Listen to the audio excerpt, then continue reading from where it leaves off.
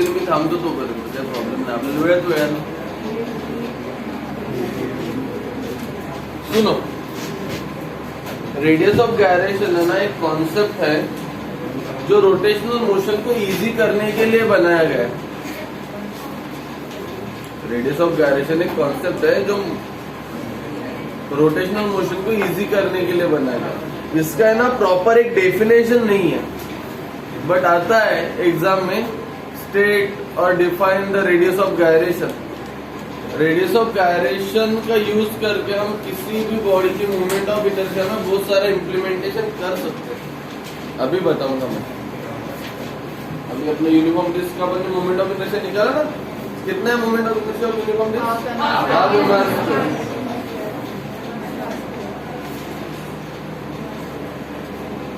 Half M R square. अभी radius of gyration का actually concept ऐसा है, consider irregular shape body.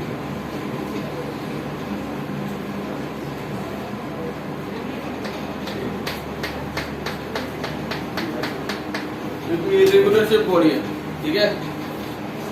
Complete करा ना रे बाबा, तुम्ही बसून, तुमको भी 6 बार करना है ना.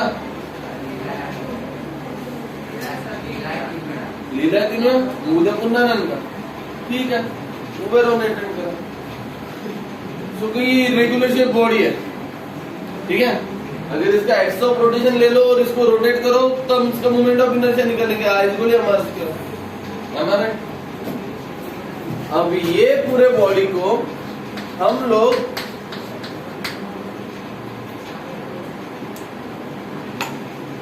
एक पॉइंट मास कंसीडर करते हैं.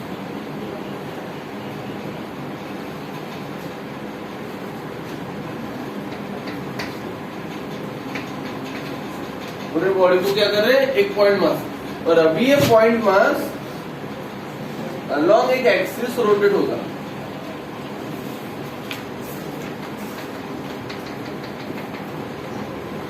तो ये जो डिस्टेंस है इसके एक्सिस ऑफ रोटेशन से, उसको हम बोलेंगे radius of gyration.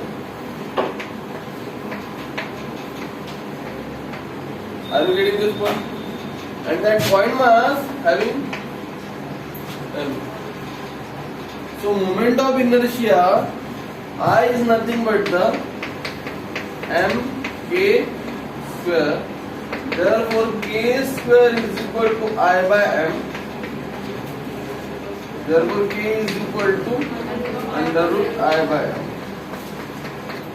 Very important formula.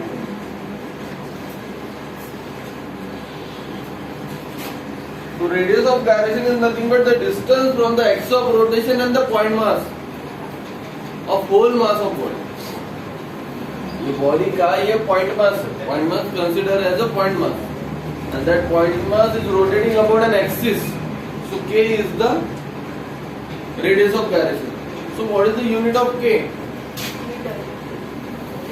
Obvious है, वो distance है तो मीटर ही आएगा. But उसके फॉर्मूला से भी क्या आता है देखो, unit of k. K is equal to under root moment of inertia I is equal to m r square होता है.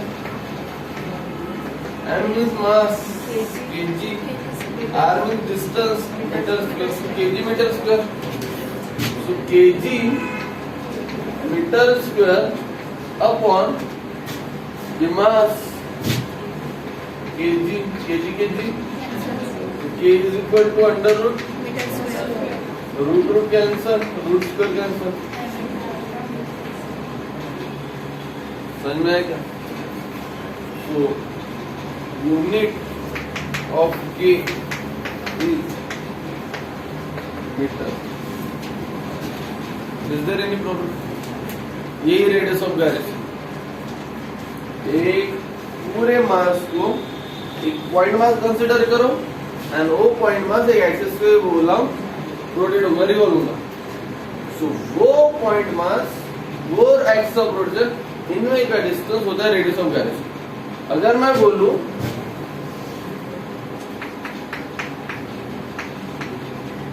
Radius of gyration of uniform disc is, क्या होगी यूनिफॉर्म डिस्क का radius of gyration?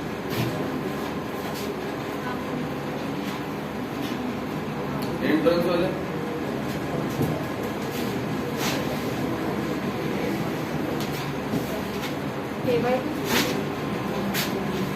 see, we know that I is equal to 1/2 mr square. क्या ये moment of inertia of this is the moment of inertia of uniform disk. Okay, and I is equal to mk square. ये क्या है? Radius of gyration, बराबर है। Therefore compare अगर किया तो क्या होगा, mk square is equal to half mr, mn get cancel आया है ना, कंपेयर कर सकते हैं। इधर वाला टर्म इसके साथ कंपेयर कर ले तो बचा क्या, k square is equal to 1/2 r square, taking square root.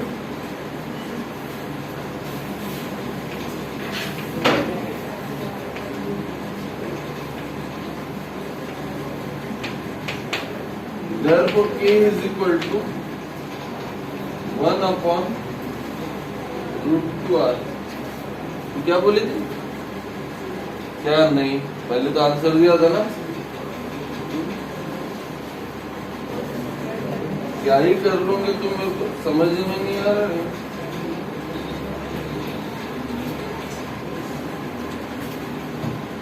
One का स्क्वायर रूट 1 ही होता है, 2 का रूट 2 होता है, और r का r स्क्वायर का r, रूट 2 का वैल्यू कितना होता है? 4.14। वाव, 1.1 खूप झाली नाही वाटते तुझी।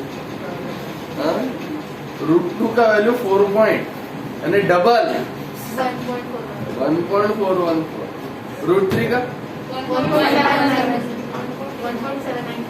ते पण मी त्या जगातल्या या सब्जेक्टच्या काय आपलं दूर दूरपर्यंत नातं नाही असं म्हणतात।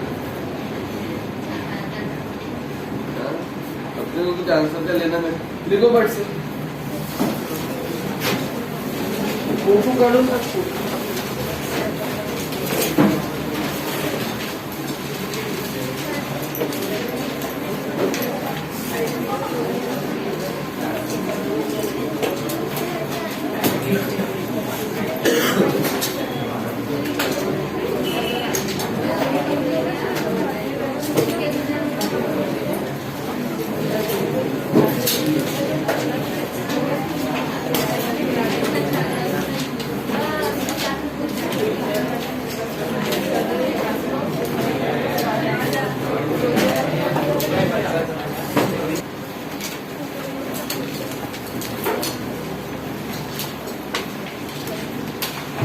हो गया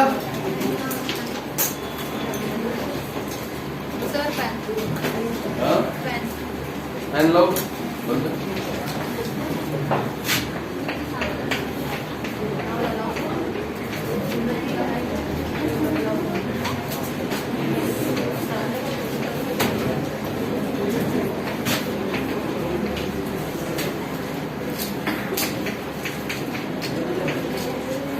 Okay, now pay attention. Stop writing. Drop your pen. तेल कोणती भाषा समजते रे? तू या देशातली नाही आहे का?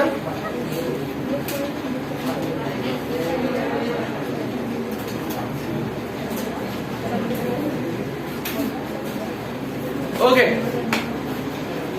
अभी है ना, सबसे इंपॉर्टेंट क्या है बताया क्या? मोमेंट ऑफ इनर्शिया का तो डेफिनेशन हमको आ गया, चीजें क्यों पढ़ रहे ना ये समझो। कोई भी चीज हम क्यों कर रहे हैं, इसके पीछे का रीजंस क्या है ना, वो समझना बहुत जरूरी है। Are you getting this point? भाजी बनवत होती तुम्हाला आता ना? अभी अपने को पता है सब मिक्स ही होने वाला है ना? म्हणजे मी फक्त ऑब्झर्व करता, मला बनवता नहीं। Let me tell. तो कहना ये है कि पता तो है कि सभी चीज मिक्स होने वाली है, और अपने को ये भी पता है कि उसमें कंटेंट्स क्या क्या है। तेल, तेल, मीठ, हळद, तिखट, अदरक, लहसुन, सांबार, वांगी, आलू, सगळं। तो तुम ऐसा करते क्या, ले लिया गंज, उसमें डाल दिया सब, पानी वानी डाल के लगा दिया गैस, नहीं ना? उसका एक मेथड, उसका एक प्रोसेस है ना। पहिले गंज घ्या, मग त्यात तेल टाका, मग ते गरम झालं का नाही ते चेक करा, नंतर मग थोड्या थोड्या वस्तू टाकायच्या है ना, फिर लास्ट में वो आलू, वांगे जे काही आहे अशी काही प्रोसेस आहे, मग राईट? अशीच आहे ना? आलू भात बनवत असं है ना? असं घेतलं, सर्व टाकून दिलं, एका सोबत पाणी टाकून दिलं गरम करून, ऐसा नहीं है।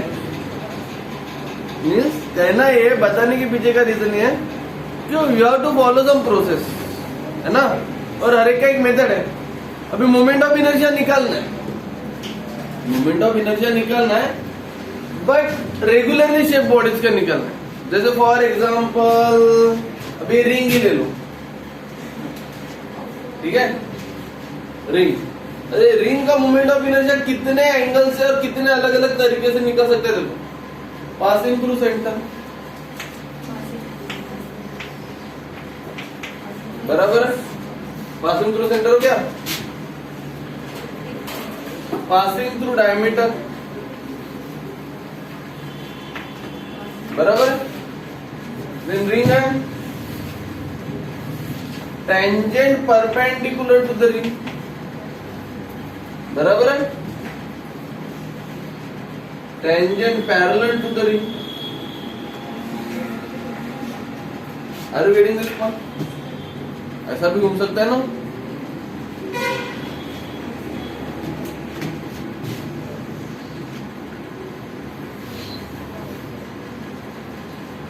ऐसा भी घूम सकता है। जैसे फॉर एग्जांपल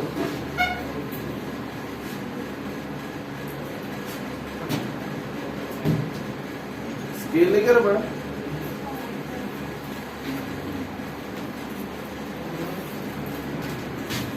अभी एक्सिस है, एक्सिस ज्यादा ही बड़ा हो गया, इतना नहीं रहता, ठीक है? अभी ये रिंग है, तो पासिंग थ्रू सेंटर इसके अलोंग घूम सकता है, ये अलोंग द डायमीटर इसके अलोंग ऐसा ऐसा घूम सकता है, बराबर है? टेंजेंट ऐसा घूम सकता है रिंग, टेंजेंट पैरेलल ऐसा भी घूम सकता है रिंग, अगर इधर से ऐसे डाल दिया तो इसके अलोंग भी घूम सकता है। आर यू गेटिंग इसको? सो मोमेंट ऑफ इनर्शिया निकालने के लिए बहुत सारी चीजें हैं, यानी एक ही ऑब्जेक्ट जो मैंने लिया रिंग, तो रिंग का मोमेंट ऑफ इनर्शिया निकालने के लिए बहुत सारे थिंग्स है, उसके बहुत सारे मोमेंट ऑफ इनर्शिया निकाल सकते हैं। तो ये एंट्रेंस का बहुत बड़ा टॉपिक है। रोटेशनल डायनामिक्स के ऊपर 2 क्वेश्चंस आते हैं, दोनों क्वेश्चंस एप्लीकेशन बेस पे रहते हैं, ठीक है? और हार्ड रहते हैं। रोटेशनल डायनामिक्स के क्वेश्चन हार्ड रहते हैं। एंट्रेंस में ये टॉपिक पढ़ाने के लिए 1 महीना लगता है। रोटेशनल डायनामिक्स तबियत से लेना पड़ता है, न्यूमेरिकली इतने इसमें जब इसका एप्लीकेशन पार्ट रहेगा तब मैं बताऊंगा तुमको। कहना ये है मुझे कि अगर कोई रेगुलरली शेप बॉडी और उसका मोमेंट ऑफ इनर्शिया निकालना है, it is not that much simple कि तुमने I = mr² का फॉर्मूला यूज करके उसका मोमेंट ऑफ इनर्शिया निकाल लिया। अभी मैं रिंग कर लिया तो रिंग की मैं 4 टाइप दिखा सकता हूँ। सिलेंडर ले लिया तो ये सिलेंडर है, passing through centre, passing through geometrical axis. अभी ये सिलेंडर हॉलो है, सॉलिड सिलेंडर है तो और कुछ है ना। तो बहुत सारे रेगुलरली शेप बॉडीज है और उनका मोमेंट ऑफ इनर्शिया आपको निकालना है। So we can't find the moment of inertia with the help of one single formula I = mr²। That is not up to the mark. So we need 2 concepts. हमें 2 concept पता होना चाहिए. एक है parallel axis theorem और एक है perpendicular axis theorem. ठीक है, पैरेलल एक्सिस थ्योरम और एक है परपेंडिकुलर एक्सिस थ्योरम. जिसको ये थ्योरम समझ गए और फॉर्मूला रिजल्ट क्या है, ये बड़ी बात नहीं है. बड़ी बात यह है कि इसको अप्लाई कैसे करें, इंप्लीमेंट कैसे करें, है ना. अभी मेरे किचन में सभी चीजें है रखे मैंने, और मैंने 2-3 लोगों को बुलाया, बनाओ तू, है ना. तो हर एक अच्छा बनेंगे इसकी गारंटी क्या. कंटेंट, इंटीग्रेट, फूड सभी वही है. तेज तेल, तेज सांबार, तेज कांदा, तेज आलू, तेज वांगे, वही गैस, वही सिलेंडर, वही एटमॉस्फेरिक प्रेशर, वही एटमॉस्फेरिक टेम्परेचर, है ना. But taste vary person to person. Getting my point. Similarly parallel axis और परपेंडिकुलर एक्सिस थ्योरम इंप्लीमेंट कैसे करते हैं for finding the moment of inertia of regularly shaped bodies. This is the very important thing. अब ये गधों ने क्या किया, वो बुक तो बनाया, एप्लीकेशन पार्ट निकाल दिया पूरा. And how to find the moment of inertia of ring for different conditions, means passing through centre, along the diameter, tangent parallel to the ring, tangent perpendicular to ring. ये portion निकाल लिया. Moment of inertia of finding the moment of inertia of solid cylinder, hollow cylinder निकाल लिया. Moment of inertia of rod वो भी निकाल लिया. Moment of inertia of sphere वो भी निकल लिया. डायरेक्ट क्या दिया, एक टेबल, ये फॉर्मूले, ये बॉडी अलोंग द एक्सिस और ये फॉर्मूला. लर्न कर लो. एंट्रेंस की न्यूमेरिकल तुम लर्न करके सॉल्व नहीं कर सकते. I will give more than 150 formulas, but how to implement is the most important case. Are you getting this point. तो वो अप्लाई करने के लिए 2 चीजें, एक है पैरेलल एक्सिस थ्योरम, एक है परपेंडिकुलर एक्सिस थ्योरम. तो हमें आने वाले 2 दिनों में वही पढ़ना है. पैरेलल एक्सिस थ्योरम क्या है, परपेंडिकुलर एक्सिस थ्योरम क्या है, और हम उसको कैसे इंप्लीमेंट करें, ये पार्ट अपने को दिया नहीं है. गेटिंग. म्हणजे तुम्हाला काय म्हटलं, हे किचन आहे, इथे हे इंटिग्रेंट्स आहे, हे सामान आहे, फूड आहे, भाजी बनते, बट प्रोसेस क्या है ना ये नहीं बताए. सीख लो खुद, ऐसा उनका कहना. Getting this point. So normally हम कोई भी थ्योरम, कोई भी कॉन्सेप्ट पढ़ते हैं तो सबसे पहले हम क्या करते हैं, उसका स्टेटमेंट समझते हैं. बराबर है. फिर उसके बाद उसका फॉर्मूला क्या है, फिर उसके बाद उसका डायग्राम क्या है, और फिर उसके बाद उसका प्रूफ क्या है. ये सीक्वेंस फॉलो कर. बराबर. अब बुक में भी वैसे दिया है, पहले स्टेटमेंट दिया है, फिर फॉर्मूला दिया है, फिर डायग्राम दिया है, फिर प्रूफ दिया है. But I am not going to follow this part. मेरा मेथड अलग है बनाने का. सबसे पहले मैं क्या करूंगा, मैं निकालूंगा डायग्राम. डायग्राम निकालने के बाद मैं करूंगा प्रूफ. प्रूफ करने के बाद मुझे मिलेगा फॉर्मूला, और फिर मैं बनाऊंगा स्टेटमेंट. किससे, फॉर्मूला में. बट तुम बोर्ड में, एग्जाम में या तुम्हारे नोट्स में क्या लिखोगे, सबसे पहले स्टेटमेंट, फिर उसके बाद फॉर्मूला, फिर उसके बाद डायग्राम, फिर उसके बाद proof. Are you getting this point. तुम्हारा सीक्वेंस एग्जाम का यही है, तुमको ऐसे ही लिखना है, बट मैं बताऊंगा ऐसे. और अगर तुम, मैं यहाँ पे जब तुमको स्टेटमेंट बताऊंगा और तुम क्लास में 100% अटेंड हो, फिजिकली नहीं मेंटली भी, तो तुमको जिंदगी में लर्न करने का जरूरत नहीं गिरेगा. अगर मैं पेज नंबर 15 निकालू,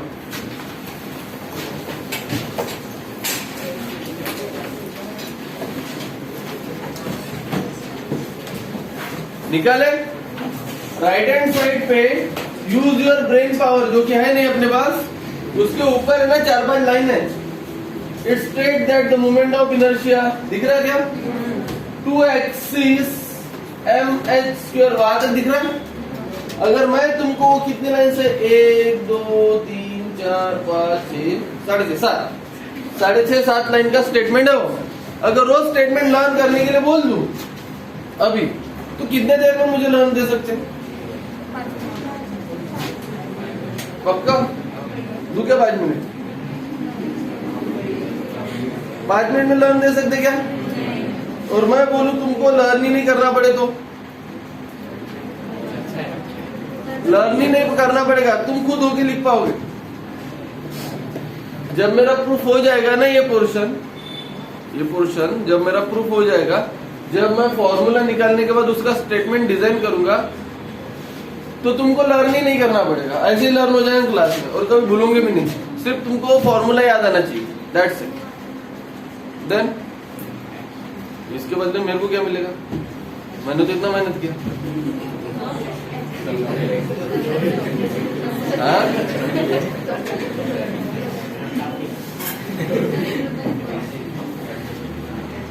Okay, anyway, that's why I'm saying my recipe is different, but definitely you will get a good taste. Okay. Okay. Now pay attention. Close the book. तो मैं ऐसा बोल रहा हूं कि सबसे पहले मैं निकालूंगा डायग्राम. ठीक है. डायग्राम निकालने के बाद मैं उसको करूंगा एक्सप्लेन, फिर जाऊंगा प्रूफ के तरफ. प्रूफ से मेरे को फाइनल रिजल्ट मिलेगा, और रिजल्ट से मेरे को मिलेगा statement. Are you getting this point? Okay. तो दोनों भी चीजें एक साथ बता देता. पैरेलल एक्सिस थ्योरम और परपेंडिकुलर एक्सिस थ्योरम में क्या होता है, डायग्राम में बता रहा, क्योंकि प्रूफ तो होगा नहीं उसका. Let us consider this is any irregular shape surface.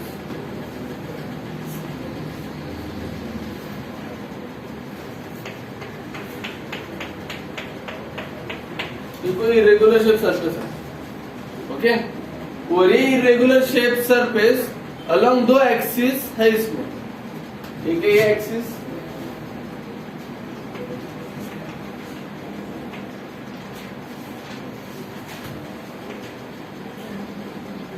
कोई ऑर्डिनरी पॉइंट O, और एक है ये एक्सिस जो पासिंग थ्रू सेंटर है. बराबर. तो ये 2 एक्सिस एक में को कैसे हो गए? पैरेलल. पूरे बॉडी का मास है m, और इन दोनों में का डिस्टेंस है h.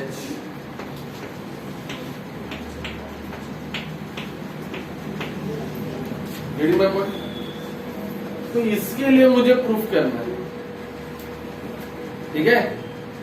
Moment of inertia along मेरा इसके अलोंग घूमेंगे तो I naught any moment of inertia about any axis और ordinary axis and I C. तो फॉर्मूला मुझे मिलेगा in terms of I o. Getting?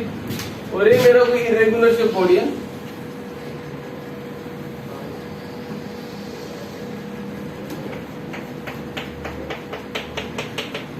ठीक है. और ये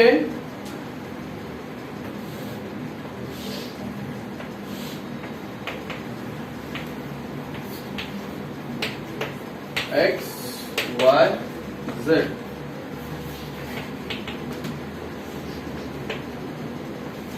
ऐसे 3 अलॉन्ग एक्सिस घूम रहा है. तो मोमेंट ऑफ इनर्शिया में ix भी निकाल सकता, iy भी निकाल सकता, iz भी निकाल सकता. कोई भी एक्सिस के अलॉन्ग घूम सकता है ना बॉडी. समझा? वो क्या है वो मैं बताऊंगा. ये परपेंडिकुलर एक्सिस थ्योरम. तो कल का क्लास बहुत इंपॉर्टेंट है. तो कई गधे बाहर पर है, उनका भी लॉस नहीं होना चाहिए. ठीक है. तो आज के लिए तुम्हारा ज्यादा टॉपिक तो हुआ नहीं, but you can go with the theory, read the topics. Radius of gyration is also very important and interesting thing. You can find the radius. हाँ, एक काम दे सकता मैं, तुम्हारे बुक के पीछे है ना वो ब्लू कलर का टेबल है, सॉरी येलो कलर का टेबल है. है ना। तो अगर तुमको वक्त है, it is not compulsory, if you are interested then you can do that and you can show me. You have to find the radius of gyration of each and every irregular shaped body. It may be useful, very useful for entrance point of view. Find the radius of gyration of 4 regularly shaped bodies. Okay? और radius of gyration का definition और उसका formula, unit ये रहेगा आज का homework.